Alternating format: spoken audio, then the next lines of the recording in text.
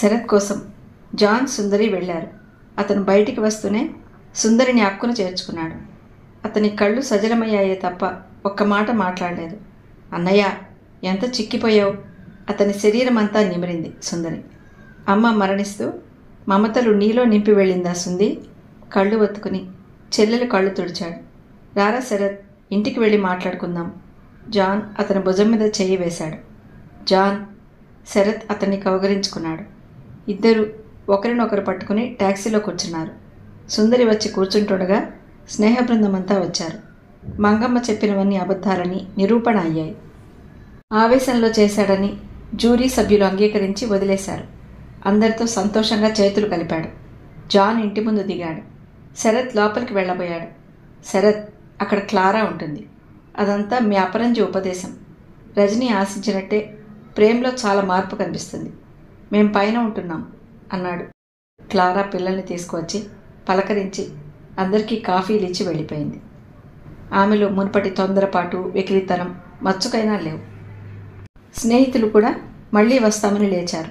శరత్ అందరినీ సాగనంపి వచ్చాడు. శరత్, నీ ఆధ్వర్యంలో జరగవలసిన వివాహం త్వరగా, అతి సాధారణంగా జరిగిపోయింది. లోకం నోళ్ల నుండి సుందరిని తప్పించడానికి ఇంతకంటే మార్గం లేకపోయింది. ఇప్పుడేమైంది? సత్పురుషుని సహచర్యానికి సమయం చూడడం దేనికి అన్నాడు. అతని ముఖం మీద చిత్రమైన చిరునవ్వు కదిలింది. ఎందుకన్నయ్య నవ్వుతున్నావు? తను స్వతంత్రించి వివాహం చేసుకున్నందుకు కాదు కదా? ఏం లేదు సుందరి, తథాస్తు దేవతలుంటారు. జాన్ మన ఇంటికి వస్తే భూపతి మామయ్య వర్ణసంకరమవుతుందని చెప్పేవాడు. సుందరి కూడా ఆలోచనలో పడింది. శరత్కు ఒక అనుమానం పీడించసాగింది. జాన్ అపరంజిని ఎంత ఆరాధిస్తాడో తను అరగంది కాదు.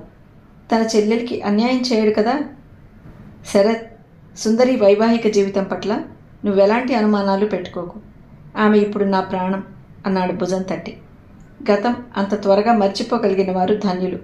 నిజానికి రజనీ మర్చిపోయే ఉంటుంది. కానీ ఉత్తరాల మాట ఏమిటి? వాటి నిండా ప్రేమాభిమానాలే. ఏదైనా ఉద్యోగం చూసుకున్నాక ఉత్తరం రాయడానికి నిర్ణయించుకున్నాడు. అన్నా చెల్లెల్ని వదిలేసి జాన్ వెళ్ళిపోయాడు. నీ పెళ్లికి అన్నయ్య అక్కయ్యలకు ఆహ్వానం పంపలేదా సుంది? పంపానన్నయ్య, జీవితాంతం సరిపడా చెక్కులు పంపారు. డ్రాయర్ తీసి ఉత్తరాలిచ్చింది. ఆతృతగా చదివాడు. ఆహ్వానం కన్నా చనిపోయిందన్న వార్త వస్తే సంతోషించేవారమని 7 తరాల చరిత్ర ఏకరవు పెట్టారు ఉత్తరాలలో. అన్నయ్య, మన వల్ల ప్రగతి సాధించాం కదూ? సాధించామమ్మా, వేషభాషల్లో కానీ భావాలలో కాదు అన్నాడు ఉత్తరాలు గిరాటు వేస్తూ. అన్నయ్య, నాకే ఆశ లేదు. నువ్వు రజని వివాహం చేసుకుని సుఖంగా ఉంటే చాలు అన్నది తృప్తిగా.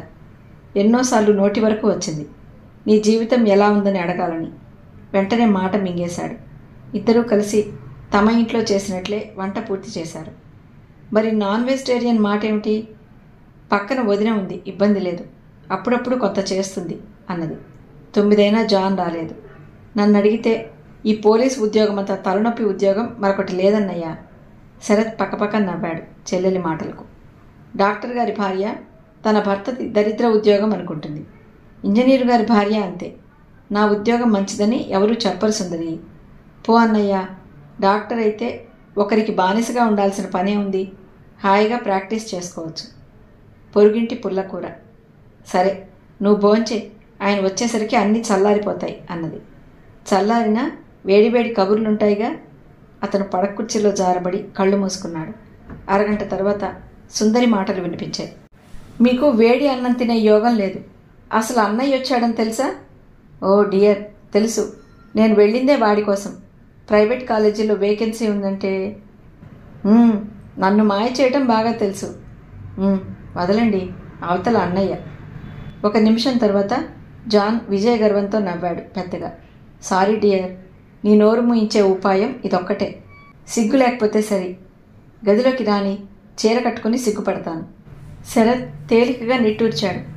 వాళ్ళిద్దరూ అందరినీ ఎదిరించి వివాహం చేసుకున్నందుకు సుఖంగా ఉంటే చాలు. ముగ్గురు భోజనాలు చేసి పడుకున్నారు. శరత్కు బయటికి ఎందుకు వచ్చానా అన్న బాధ మర్నాటి నుండి ప్రారంభమైంది. కొందరు డొంక తిరుగుడుగా, మరికొందరు స్పష్టంగా చెప్పారు. అతను జైలుకు వెళ్ళి వచ్చాడు కాబట్టి అతనికి ఎక్కడా ఉద్యోగం దొరకదని తెలిసింది. నాకేం అభ్యంతరం లేదు, కానీ మా కమిటీ మెంబర్స్కి సచ్చరితులు, సవ్యంగా పనిచేసేవారు కావాలి, ఓ ప్రిన్సిపల్ అన్నాడు. నేను సవ్యంగా పనిచేయనని ఎవరు చెప్పారు అన్నాడు కోపం దిగమింగుకొని. ఒకటి చెప్పాలా? అతని వివరణ వినలేకపోయాడు. మరో చోట వ్యంగ్యంగా చెప్పారు. మాది అసలే పైకొస్తున్న కాలేజీ. తండ్రిని తండ్రి అననివాడు పినతండ్రి అంటాడా అన్నట్టు కాలేజీలో పిల్లలు పెద్దలు ఎన్నో తగువులు వస్తుంటాయి. మీరు నేరుగా స్వర్గానికి టికెట్ ఇప్పిస్తే ఎలా? ఈడ్చి ఒకటిద్దామనిపించినా పేదవాడి కోపం పెదవికి చేటు అన్న సామెత అతనికి బాగా గుర్తు. అతని ముఖం చూస్తూనే అతని సమస్య ఏమిటో అర్థమైంది జావీద్కు. అతను స్నేహితుడి భుజం తట్టాడు. ఒరేయ్, అల్లాల్ రానోడు కూడా సంపాదిస్తూ బ్రతుకుతున్నాడు, నీకేంరా, నా కొట్టు చూసుకుందాం అన్నాడు. మన్నాడు ఊరికే అలా వెళ్ళాడు. ఒరే జావీద్, ఇప్పుడే పైకొస్తున్నావు. ఒక హత్య చేయబోయిన వ్యక్తి కొట్లో ఉన్నాడంటే కస్టమర్స్ వస్తారా? అంత జాలి కలిగితే ఓ 1000 రూపాయలు ఇవ్వు. గోపి హితవు చెప్తున్నాడు. అతను స్నేహితుడు, ఏదైనా డబ్బు చుట్టే ఉంటుంది. చు, బేవకుఫ్లా మాట్లాడకు, జావీద్ కసిరాడు. చూడరా, నీ మేలు కోరి చెప్పా, పిల్లలు కలవాడివి. ఇక వినలేకపోయాడు. జావీద్ లాంటి మంచి మనసు గల స్నేహితులు 4 కాలాల పాటు చల్లగా ఉండాలి. మెల్లగా వెనక్కి తిరిగి వచ్చాడు. అతనికి ఎక్కడలేని నీరసం వచ్చింది. జీవితం అంటే విరక్తి కలిగింది. కాళ్ళు ఈడ్చుకుంటూ వచ్చాడు ఇంటికి. సుందరి ఉత్సాహంగా ఎదురొచ్చింది. అన్నయ్య, నువ్వు మరి ఇక్కడ ఉద్యోగం దొరకలేదని బాధపడుతున్నావు కదూ? ఇదిగో, రజని నీకోసం ఫారాలు పంపింది. అవి నింపి త్వరగా పంపమంది. ఆమె కవర్ తెచ్చి అతని ముందు పెట్టింది. అది చూశాడు. తనకు ఉత్తరాలు రాయటం లేదట. చాలా బాధపడిందన్నయ్య అన్నది. ఉత్తరం కూడా చదవమన్నట్లు అక్కడ పెట్టేసి వెళ్ళింది. అతను ఒకసారి కళ్ళు పెద్దవి చేసి ఆ అక్షరాలు చూశాడు. ఉత్తరం మడిచి డ్రాయర్ సురుగులో పెట్టాడు. ఫారాలు తీసుకుని మెల్లగా చదివాడు. మొదట పేరు, విద్యార్హత, పుట్టిన ప్రదేశం, కాలేజీ పేరు, పనిచేస్తుంటే ఆ సంస్థ పేరు అడిగారు. ఆ తర్వాత కాలం దగ్గర టక్కున ఆగిపోయాడు. ఎప్పుడైనా జైలుకు వెళ్ళావా? వెడితే ఏ నేరం మీద వెళ్ళావు? రాజకీయ ఖైదీవా? ఈ ప్రశ్నలకు ఏం సమాధానమిస్తాడు? ఆవేశంలో అన్యాయాన్ని ఎదిరించబోయినా అది పెద్ద మచ్చ వేసింది. ఈ మచ్చ తుడుచుకోలేడు. ఆ కాలం పూర్తి చేయలేడు. తన జీవితం దాదాపు చరమాంకంలో ప్రవేశించినట్లే. అతను నిరాశగా కళ్ళు మూసుకున్నాడు. అన్నయ్య, వచ్చి ఇలా పడుకుందువుగాన్రా. ఇప్పుడు ఎవరేం చెప్పినా ఎదిరించే స్థితిలో లేడు. ఆమె వెనకాలే వెళ్ళి మంచం మీద వాలిపోయాడు. సుందరమైన భవనం. శరత్, రజని హాయిగా కూర్చుని కబులు చెప్పుకుంటున్నారు. ఆమె ఎన్నో విధాలుగా నచ్చ చెప్తోంది. శరత్, జీవితం అంటే కష్ట సుఖాల కలయిక. ఇన్నాళ్ళు కష్టాలు చూశావు, ఇప్పుడు నా సహచర్యంలో సుఖపడగలవేమో చూడు. అపరంజీ ఆప్యాయంగా ఆమె తల హృదయానికి హత్తుకున్నాడు. నేను సంపాదించేది మనిద్దరికీ చాలు శరత్. నువ్వు రీసెర్చ్ చేయి, ప్రొఫెసర్గా చేరాలి అన్నది ఆనందంగా అతని గుండెలు సవరిస్తూ. అపరంజీ, నిన్ను చూసిన క్షణం ఎటువంటిదో కానీ అతన్ని మాట్లాడనేలేదు. ఇద్దరమూ అదృష్టవంతులు కాదు, ఇద్దరూ దురదృష్టవంతులు. ఒకరి కౌగుల నుండి ఒకరు దూరం జరిగారు. కొత్త వ్యక్తి నిలబడి ఉన్నాడు. రజనీ గారు, మీరు భారతదేశం వెళ్ళిపోవచ్చు. మాకు కావాల్సింది నీతి నిజాయితీ పరులు కానీ హంతకులు, అబద్ధాల కోరు కాదు. రజని తెల్లబోయినట్టు చూసింది. శరత్ ఏమిటన్నట్టు చూశాడు. అర్థం కాలేదా? హత్య చేయబోయి జైలుకు వెళ్ళొచ్చావు. నంగనాచుల్లా చెప్పకపోతే తెలియదు. అదీ కాక ఈవిడ నేరస్తుడిని తీసుకువచ్చి నేరం దాచింది. అది ఇంకా పెద్ద పొరపాటు అన్నాడు. ఊస్టింగ్ ఆర్డర్, టికెట్లు చేతికిచ్చాడు. రజని మతిపోయిన దానిలా చూసింది. దీనికి కారణం నువ్వే అన్నట్టున్నాయి ఆ చూపులు. అపరంజీ, ఏదైనా భరిస్తాను కానీ నీ నిరాదరణ మాత్రం భరించలేను. వెళ్ళు, వారిని క్షమార్పణ కోరు. నేను వెళ్ళిపోతాను. శరత్, అవును వెళ్ళిపోతాను. ఆమె పట్టుకున్న చేతులు విదిలించాడు. అన్నయ్య, ఏం జరిగింది? ఆదుర్దాగా చూస్తోంది సుందరి. కళ్ళు నులుముకొని చూశాడు. రజనీ లేదు, జాంబియా లేదు, సుందర భవనం లేదు. అంతా తన ఊహ కాబోలు. ఏం లేదమ్మా, నేను వెళ్ళిపోతాను అన్నావన్నయ్య. ఏదో ఊహ. ఒక కప్పు కాఫీ పట్టాల్సింది అన్నాడు. ఆమె వెళ్ళిపోయింది. సాయంత్రం జావీద్ వచ్చి ఇంటికి రమ్మన్నాడు. అతనికి ఖచ్చితంగా వ్యాపారంలో అభిరుచి లేదని చెప్పాడు. సరే, మీ అన్న వస్తానన్నాడు షామ్ సమయాన. మా అన్న? ఆశ్చర్యంగా చూశాడు. అవును, తప్పక రమ్మని చెప్పిండు భయ్ అన్నాడు. అతను వెళ్ళిపోయాక జాన్ బలవంతం చేశాడు. ఎందుకు రమ్మన్నాడో కనుక్కో, తప్పే ఉంది. అలాగే అన్నాడు. సాయంత్రం జావీద్ కొట్టుకు వెళ్ళేసరికి అక్కడ పెద్దన్న కూర్చున్నాడు. నిన్న మొన్న అతని పెళ్ళై 12 ఏళ్ళయింది. అప్పుడు చూశాడు. వివాహం కాగానే భార్య కమ్ముడయ్యానన్నట్లు వెళ్ళిపోయాడు. తల్లి చనిపోయినప్పుడు వచ్చాడట. ఆత్మీయులను చూడగానే దుఃఖం కట్టలు తెంచుకు వస్తుంది అంటారు. అన్నా అన్న పిలుపు కూడా అతని నోటి నుండి రాలేదు. అదేం కర్మమ్మో. బావున్నావా? ఎప్పుడొచ్చావు జైలు నుండి? శరత్కు మండిపోయింది. తను జైలు నుండి కాక అత్తగారింటి నుండి వచ్చాడా? ఏం మనుషులు వీళ్ళు? రా కూర్చో. ఏమైనా నువ్వు తొందరపడ్డావురా? అమ్మ అనారోగ్యం. నాన్నైనా ఎన్నాళ్ళలా ఒంటరిగా ఉంటారు? బయలుదేరాడు మొనగాడు. అందరి కష్టాలు ఆర్చడానికి తీర్చడానికి అనుకున్నాడు కసిగా. అన్నయ్య, ఏం జరిగిందో విచారించడానికి రాలేదనుకుంటాను మీరు. కాస్త తీక్షణంగా అడిగాడు. ఆహా, మాట వరుసకు చెప్తున్నాను. నా దగ్గర డబ్బు లేదు, వెనక అండదండలు లేవు. నేను ఏది మాట్లాడినా తప్పే అవుతుందని నాకు తెలుసును. అంత నిష్ఠూరం దేనికిరా? నువ్వు బయటకైతే వచ్చావు. నీ ముందు ప్రోగ్రాం ఏమిటి? ఇంకా నిర్ణయించుకోలేదన్నయ్య. నాన్నగారిని కలిశాను. ఆయన కొడుకే లేడన్న ధోరణిలో మాట్లాడుతున్నాడు. ఎక్కడుంటావు, ఏం చేస్తావో కనుక్కుందామని. అతని మాట పూర్తి కాకముందే పకపక నవ్వేశాడు శరత్. నేనంత హాస్యంగా మాట్లాడానా? మరి కాక అమ్మ పోయాక ఆడపిల్ల ఒంటరిగా ఉంటే ఆమె క్షేమం కనుక్కున్నారా? ఆమె ఎక్కడుంటుందో ఆలోచించారా? ఈరోజు నా గురించి మీకింత ఆలోచన వచ్చిందంటే దాని వెనకాల బలమైన కారణమేదో ఉండి ఉంటుంది. చేదు మింగినట్టు ముఖం పెట్టాడు అతను. నాన్న దగ్గర ఉండాల్సిన అమ్మాయి బరితెగిస్తే ఏం చేయాలి? భేషైన మాట అన్నావన్నయ్య. మరోసారి నవ్వేశాడు శరత్. పోనీ వర్ణసంకరం కాకుండా మత సంకరం కూడా చేసింది. అసలు ఇది పచ్చగా జాంపండులా ఉంటుంది. అతను నల్లగా తుమ్మముద్దులా ఉంటాడు. అన్నయ్య, అతని అందచందాల గురించి కానీ అర్హత గురించి కానీ మాట్లాడే హక్కు నీకు లేదు. పేలిపోయిన పిండి ముద్ద రంగు లేకపోయినా జీవకళ ఉట్టిపడే కళ ఉంది. మనిషిని మనిషిగా చూసే మానవత్వం ఉంది. కావచ్చు, అతను నీ స్నేహితుడేమో. వాదనెందుకు? నన్ను మా మామగారు పంపితే వచ్చాను. చెప్పమన్నట్టు చూశాడు శరత్. మా ఆఖరి మరదల్ని చూశావు కదూ? లీలగా శరత్కు గుర్తుకొచ్చింది. ఓ గూని అమ్మాయి గుమ్మటంలా తిరుగుతుంటే అందరూ హంచ్ బ్యాక్ అని పిలిచేవారు. మా అమ్మాయి అందరికంటే చిన్నది అని వాళ్ళమ్మ సానుభూతిగా దగ్గరకు తీసుకోవటం గుర్తుకొచ్చింది. మా మామగారికి కొడుకులు లేరు. నువ్వు అంటే వ్యాపారం అంతా ఇచ్చి పిల్లనిస్తాడు. సందేహించకురా. ఈ విషయంలో మీ వదిన కూడా మరీ మరీ చెప్పింది. పరాయి వాళ్ళెవరో వస్తే మాకు రాను పోను త్రోవలుంటాయా? అత్తగారింటికి వెళ్ళకపోతే బ్రతకలేను అన్నట్టు మాట్లాడే అతని ధోరణి చూస్తే శరత్కు అసహ్యం వేసింది. ప్రభుత్వం వారు మీ అత్తగారి ఊరికి ఇంకా రోడ్డు వేయించలేదా అన్నయ్య? చాలేరా జోకులు. నా మాట విను. మూట చేతిలో ఉంటే ఎంతటి తప్పైనా మాసిపోతుంది. ఇక భార్య అందమంటావా? అది పట్టించుకోదగిన విషయం కాదు. బయట కావలసినన్ని అందాలు. మంచిదన్నయ్య, ఆలోచిస్తానని ఆలస్యం చేయకు. మనం అనుకున్నప్పుడు అవకాశాలు రావు. అలాగే అన్నాడు. ఇదిగో నా అడ్రస్. ఓ విజిటింగ్ కార్డు తీసిచ్చి వెళ్ళాడు. శరత్కు మతిపోయింది. జైలుకు పోయొచ్చినంత మాత్రాన తన జీవితం నిరర్థకమా? హత్యలు చేసిన వారు, దోపిడీలు చేసిన వారు పూలరంగంలా తిరుగుతారు. తనను పీడించే పిరికితనం వదలాలి. కొన్నాళ్లు వీళ్ళందరికీ దూరంగా ఉండి తను ప్రయోజకుడినని నిరూపించుకోవాలి. లేకపోతే తన జీవితానికి విముక్తి ఉండదు. అతను ఆలోచించి ఓ నిర్ణయానికి వచ్చాడు. తన మూలంగా ఎవరూ నవ్వుల పాలు కాకూడదు. జాన్ రజనీని మరిచినట్లే రజనీ తనను మర్చిపోతుంది. తనను ఆరాధించే మైకేల్ను వివాహం చేసుకుంటుంది. రజనీ బంగారు బొమ్మ. నిజంగా అపరంజే. ఆమెను ఎవరైనా కళ్ళకద్దుకుని చేసుకుంటారు, ఆరాధిస్తారు. అతను ఓ దృఢ నిశ్చయానికి వచ్చి జావీద్తో చెప్పి ఇంటికి వచ్చాడు. ఏమన్నాడన్నయ్య పెద్దన్న? నాకు పెళ్లి చేస్తాడట. కొంపతీసి ఆయన మరదలతో కాదు కదా? అంతే.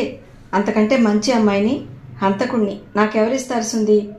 ఇదిగో, అలా మాట్లాడితేనే కోపం వస్తుంది నాకు. పలహారం చేద్దూరా.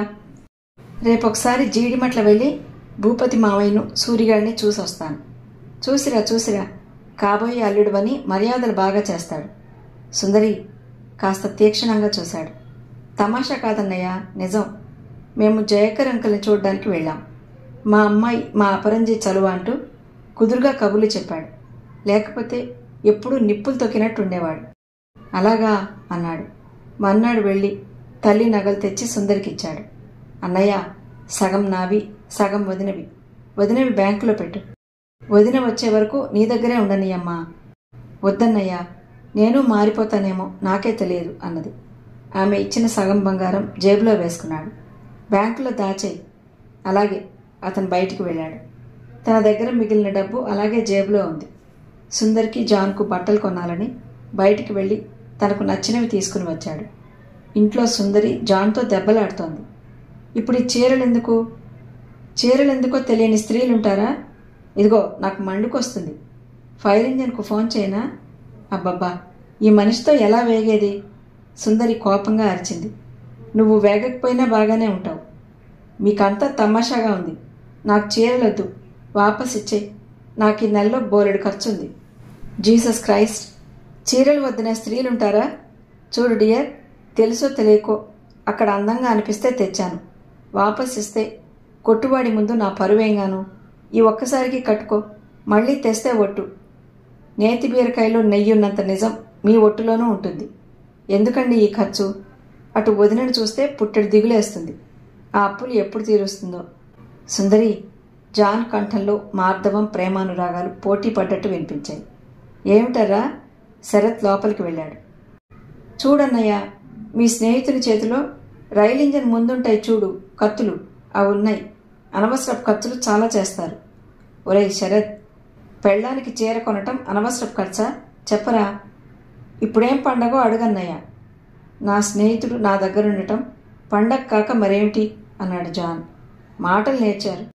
సుందరి, నువ్వింత గయ్యాళితనం ఎప్పుడు నేర్చావమ్మా? నవ్వుతూ అడిగాడు శరత్. అలా అడగరా, బాగా అడిగేళ్ళండి. ఆ మాత్రం నోరుందని అదుపులో ఉన్నారన్నయ్య. ఒట్టి ఖర్చుదారి మనిషి. వాడు ముందు నీకు తెలుసా నాకా? హియర్ హియర్, జాన్ నవ్వాడు. శరత్ తను తెచ్చిన బట్టలు ఇద్దరికీ ఇచ్చాడు. సుందరి కొత్త బట్టలు కట్టుకుని వచ్చి అన్నకు నమస్కరించింది. మన్నాడు శరత్ జీడిమట్ల ప్రయాణమయ్యాడు. క్లారా మామగారి కోసమని పలహారాలు తయారు చేసి ఇచ్చింది. జాన్ ఆఫీస్కు పోవడానికి బట్టలు వేసుకుంటున్నాడు. నడి రోడ్డు మీద మర్డర్ అయిందట. ఆ కేసు దర్యాప్తులో సీనియర్ ఇన్స్పెక్టర్లతో తిరుగుతున్నాడు. రాత్రింబవళ్ళు అటే తిరగటం. సుందరి టెలిగ్రామ్ పట్టుకుని వచ్చింది. ఏమిటి? రజని రేపు సాయంత్రం ఫ్లైట్లో వస్తుందట. ఓ గుడ్. ఇప్పటి నుండి కంగారెందుకు? అది కాదండి, అన్నయ్య వెళ్ళి జీడిమట్లలో కూర్చుని అసలు మనమున్నామని మర్చిపోయాడు. ఒకసారి వెళ్ళి రాకూడదు? జాన్ పక్కపక్క నవ్వాడు. ఎందుకో అంత నవ్వు? మరేమిటి డియర్, రజని మనకు టెలిగ్రామ్ ఇచ్చిన మనిషి అంకుల్కు కబుర్ చేయదా? ఓ అదా. సుందరి వెళ్ళి కాఫీ తెచ్చింది. 50-50 చెరో సిప్ తీసుకుని కాఫీ పూర్తి చేశారు. జాన్ వెళ్ళిపోయాడు.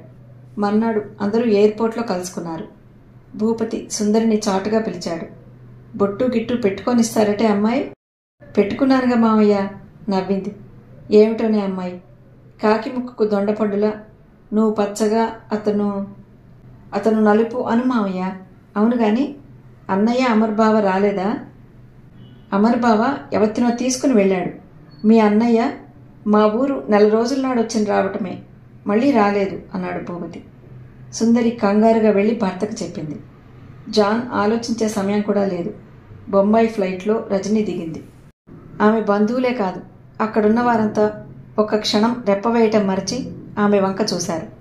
పాలు గులాబీలు రంగరించి రుద్దినట్టున్న రంగు, తేనె రంగుపై పసుపు చుక్కలున్న జపాన్ సిల్క్ చీర, జుట్టు పాయలుగా అల్లి వదిలేసింది.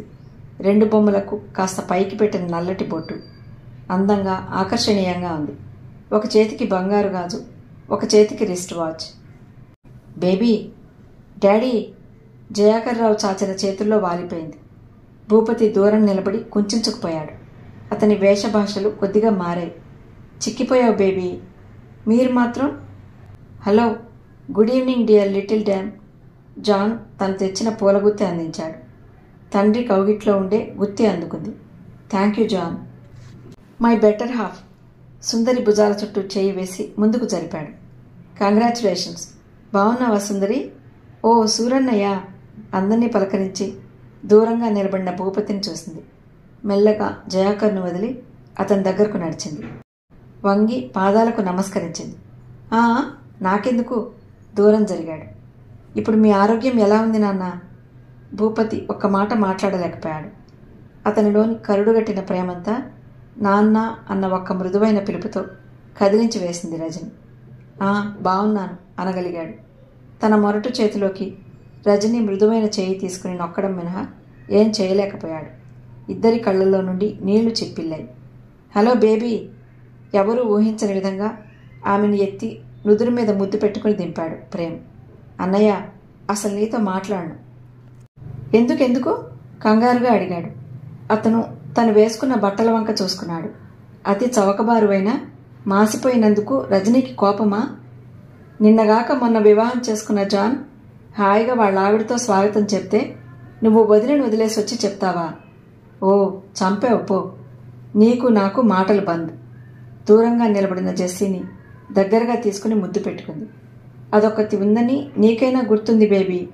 క్లారా కళ్ళనీరు నింపింది. ఊరుకో వదినా, పిల్లల ముందేమిటి? జెస్సీ, డాడీని గ్రీట్ చేయి అన్నది. జెస్సీ పరుగున వెళ్ళి తండ్రిని కౌగలించుకుంది. అది చూసి తల్లి దగ్గరున్న బాబు పరిగెత్తాడు. బావగారు ఢారతి కులాసా? చాలా బాగున్నారు వదినా. బిట్టుగాడైతే మరీను అన్నది చుట్టూ చూస్తూ. అంతా ఉన్నారు కానీ తను చూడాలనుకున్న వారు మాత్రం లేరు. అతను విడుదలై వచ్చినట్లు జాన్ రాశాడు. తను వస్తుందని తెలిసి ఎక్కడికి వెళ్ళినట్టు? ఏమైనట్టు? బేబీ, లగేజ్ ట్యాగ్ రిసీట్ ఇస్తావా? ప్రేమ్ అడిగాడు. ఇదిగో రసీదులిచ్చి మరొకసారి బంధుజనాన్ని పలుకరించింది. ఆమె మాట్లాడుతున్నా కళ్ళెక్కడో ఉన్నాయని కనిపెట్టిన సుందరి దగ్గరగా వచ్చింది. అన్నయ్య వచ్చి జీడిమట్ల వెళ్ళాడు రజని. నేను ఈరోజు వస్తానని తెలియదా? తెలుసనుకుంటాను అన్నది. ఆమెకు కంగారుగా ఉంది. ఆ తర్వాత అందరూ ఇంటికి వెళ్లారు. జాంబియా రాగికి ప్రసిద్ధి. అక్కడ దొరికేవే రాగితో చేసిన వస్తువులు అని అందరికీ తను తెచ్చిన గిఫ్ట్స్ ఇచ్చింది. రాగి పలక మీద మేరీ మాతను చక్కగా ముద్రించారమ్మా అన్నాడు జయాకర్. అది మీకు నచ్చుతుందనే తెచ్చాను డాడీ. రాగి గనులున్న ప్రదేశాన్ని కాపర్ బెల్ట్ ఏరియా అంటారు. వారి మతం ఏమిటమ్మా? వారి పూర్వీకుల చరిత్ర తిరిగేస్తే హైందవులలాగే భూదేవిని, గంగను, సూర్యుణ్ణి, అగ్నిని, గాలిని, వృక్షాలను పూజించేవారు డాడీ. ప్రస్తుతం మాత్రం పూర్తిగా వెస్ట్రన్ కల్చర్ ఫాలో అవుతారు. ఎక్కువ భాగం క్రిస్టియన్లే. ఆర్థడాక్స్, ప్రొటెస్టెంట్స్, కేథలిక్స్ చర్చిలు వేరువేరుగా ఉన్నాయి. అక్కడక్కడ ఇస్లాం మతస్థులు కనిపిస్తారు అన్నది.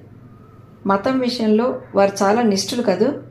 లేదు డాడీ, ఇండియన్ క్రిస్టియన్స్ చాలా ఫేస్ చేస్తారు. వాళ్ళు చాలా టాలరెన్స్ కలవారు. ఎవరి నమ్మకాలు వారివి అంటారు. హిందువుల కోసం మందిరాలున్నాయి డాడీ. మందిరాలు కట్టడం గొప్ప?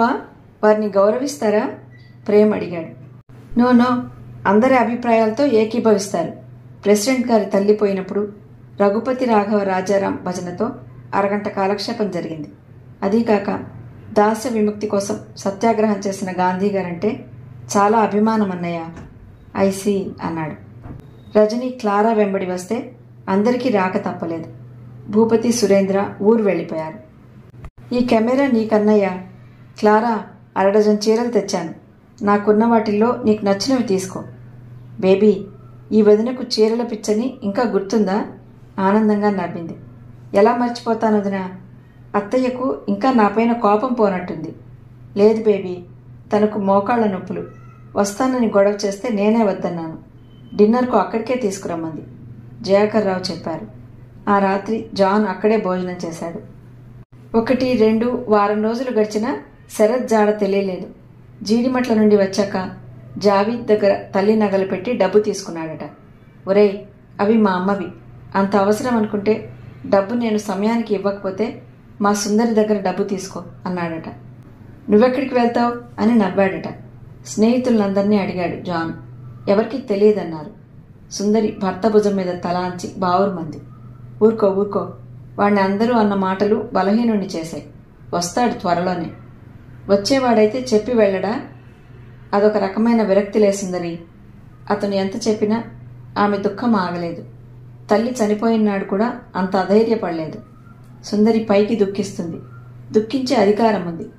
రజని దుఃఖిస్తే అందరూ నవ్వుతారు. తనెంత ఆశతో వచ్చింది. అతను అంతగా విరక్తి ఎందుకు పెంచుకున్నాడు? ఒక్క ప్రశ్నకు జవాబు దొరకలేదు. ఆడపిల్లవైనా అందరినీ ఓ దారికి తెచ్చావమ్మా. ముఖ్యంగా మీ నాన్నగారిని. కన్నీటితో సారా చీర ఇచ్చింది లక్ష్మి. చిన్నగా నవ్వింది రజని.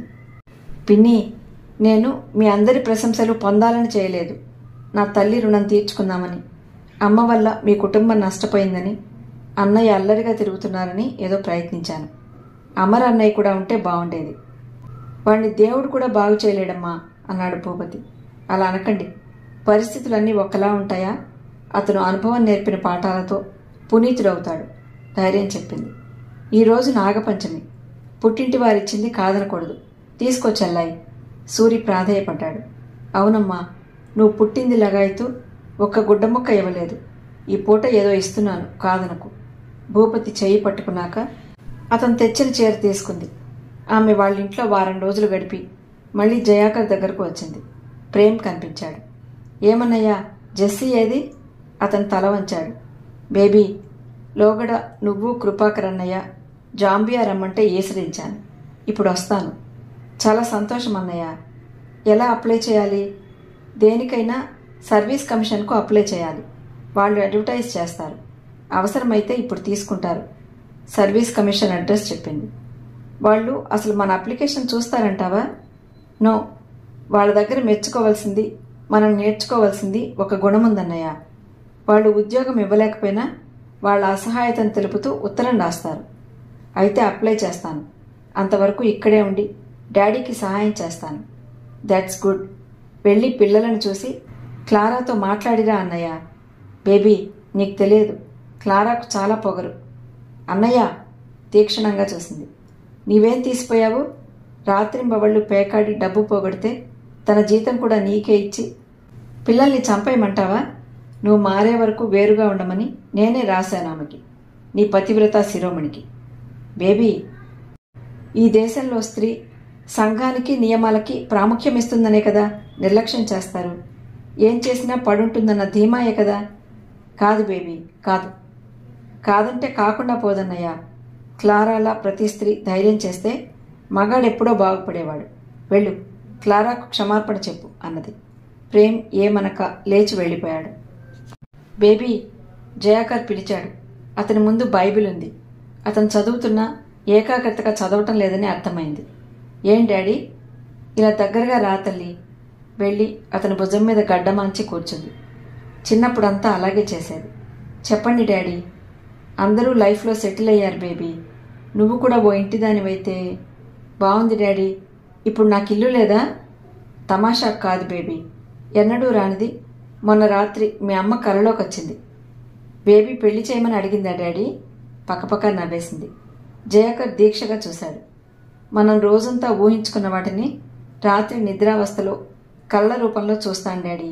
అంతకంటే ఏం లేదు. అతను చిన్నగా నవ్వి ఆమె తల నిమిరాడు. పోనీ నా కోరికే అనుకోరాదు? డాడీ, ఆమెకి ఎలా చెప్పాలో అర్థం కాలేదు. 2 వేడి కన్నీటి బొట్లు అతని భుజంపై పడ్డాయి. నాకు తెలుసు బేబీ, శరత్ గురించి నువ్వు బాధపడుతున్నావు. జీవనవాహిని ఎన్నో బంధాలను ముడివేస్తుంది, మరెన్నో బంధాలను తెంచేస్తుంది. ఏది ఎందుకు జరిగింది అన్నదానికి వివరం చెప్పలేం.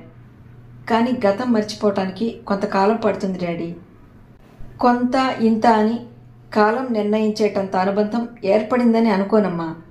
డాడీ, అనుభవం కలవారు అనుబంధానికి అనురాగానికి కాలపరిమితిలో ముడివేస్తున్నారంటే అది కేవలం నా పైన అభిమానంతోనే.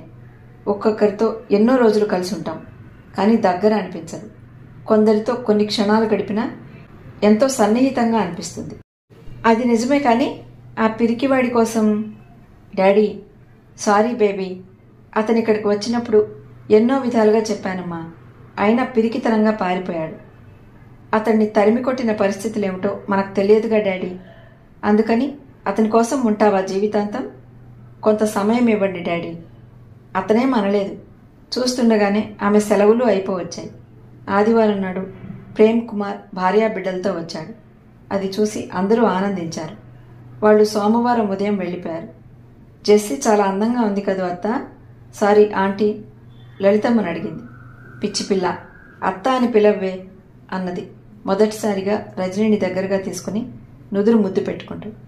ప్రభు కరుణించాడు కదత్తా, నా బంగారు తల్లివి, మెటికలు విరిచింది. జయాకర్ నవ్వుకుంటూ వెళ్ళిపోయాడు. పుట్టెడు ఆనందంతో వస్తాననుకున్న రజని మూటెడు దుఃఖం వెంట తీసుకుని జాంబియాకు వచ్చింది. ప్రేమ్కు క్లారాకు ఉద్యోగాలు వచ్చాయి. వారు కిత్వే అనే చిన్న పట్టణంలో ఉంటున్నారు.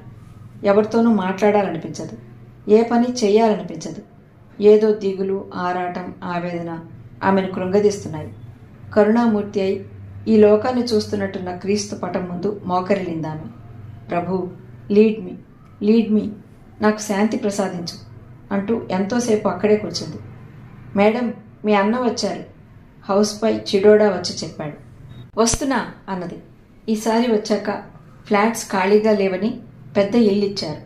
ఇల్లు మెయింటైన్ చేయడం కోసం చిడోడాను నౌకరీలో పెట్టుకుంది. తండ్రి లాయర్ట, తల్లి నర్సుట. ఇద్దరూ విడాకులు ఇచ్చుకున్నారట. తల్లి దగ్గరకు వెళితే మారుటి తండ్రి, తండ్రి దగ్గరకు వెళితే మారుటి తల్లి కాల్చుకు తింటారట. అందుకే స్వతంత్రంగా బ్రతుకుతున్నాడు. అతన్ని నైట్ స్కూల్లో చేర్పించింది. అలాంటి దయనీయ స్థితిలో పిల్లల్ని చూసినప్పుడు మాత్రం భారతీయ వివాహ వ్యవస్థే ఎంతో మంచిదని అనుకుంటుంది. మెల్లగా బయటికి వచ్చింది. హాల్లో పేపర్ చూస్తున్నాడు కృపాకర్. ఏమన్నయ్యా, ఈరోజు తీరిందేమిటి? తీరిక చేసుకున్నాం బేబీ, రేపు నీ మేనల్లుడి పుట్టినరోజు, అందుకని. ఓ, నేను మర్చిపోయాను అన్నది. గుర్తు చేయడానికే నేను వచ్చాను. ఏమిటి, సెక్రటేరియల్ కోర్సులో చేరావుట? సాయంత్రాలేం తోచడం లేదు. నైట్ క్లాసులు టీచ్ చేయటం బోర్ అనిపించింది. అందుకే తమాషాగా ఉంటుందని చేరాను అన్నది. ప్రేమ్, క్లారాలు నైట్ క్లాసులు తీసుకుంటున్నారట. చికాగ్గా చూసింది. ఎప్పుడు ఒకరు ఎంత సంపాదిస్తున్నారనే గోలే. అన్నయ్య, నేనెప్పుడు నా గురించి నేనేం చేయాలి అని ఆలోచిస్తాను, ఇతరుల గురించి కాదు. ఆహా, అలా అని కాదు. పిల్లలను పనివారి మీద వదిలేస్తారట. అది వారి సమస్య. ప్రతివాడు సంపాదిస్తాడు, ఎదుటివాడిని చూసి బాధపడతారు. కృపాకర్ ఈసారి సెలవులకు భారతదేశం కాక ప్రభుత్వం ఇచ్చిన ప్యాకేజ్తో యూరప్ చూసి వచ్చారు. అది సరే, సమోసాలు, బర్ఫీ నీకు బాగా కుదురుతుందట, చేసి తెమ్మంది మీ వదిన. అలాగే లేచి వెళ్ళి ఫ్రిడ్జ్లో నుండి కోకోకోలా, చిప్స్ తెచ్చిపెట్టింది. ఉపాహారం అయ్యాక అతను కిత్వే పెడతానని లేచాడు. బేబీ, క్లారాకు ఏ వంట బాగా వచ్చు? అన్నయ్య, ఏం కావాలో చెప్పు, నేను చేస్తాను. క్లారా అక్కడ లైట్ టీచింగ్, ఆంటీ అండదండలతో బ్రతికింది. 2 పిల్లలతో సతమతమవుతుంది అన్నది. వడ, కాజా కూడా నువ్వే చేయైతే ఆదేశించి వెళ్ళిపోయాడు. ధారతి చేసే పనులు ఆక్షేపింపకపోగా అభినందిస్తాడు కృపాకర్. పుట్టినరోజు కూడా ఓ వ్యాపారశాలలో చేస్తుంది. అందరూ ఘనంగా ఉందని పొగడాలనుకుంటుంది. మళ్ళీ ఖర్చు కాకూడదు. తన తీపి మాటలకు కరిగిపోయే వారందరినీ తలా ఒక వంట చేసి తీసుకురమ్మంటుంది. నిజాయితీగా ఖర్చు ఇవ్వబోయినట్టు చేస్తుంది. ఎవరు తీసుకోరని తెలుసు.